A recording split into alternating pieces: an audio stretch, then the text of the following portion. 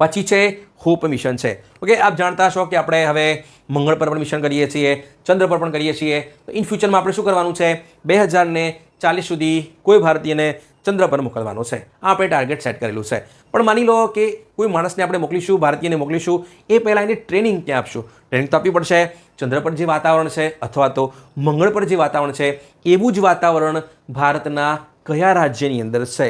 પ્રશ્ન આ છે કે ભારતનું સ્પેસ એનાલોગ મિશન છે, એટલે કે one type of hope mission છે, એ કઈ જગ્યાએ કરવામાં આવ્યું? ખ્યાલ આવ્યો ક્વેશ્ચન? તો યસ, એ કરવામાં આવ્યું છે શોકાર વેલી. આઈ રિપીટ, શોકાર વેલી. પણ કઈ જગ્યાએ છે શોકાર? એ છે લદ્દાખની અંદર છે. ઓકે, ફૂલ ફોર્મ છે આનું? યસ, એ છે Himalayan outpost for planetary exploration.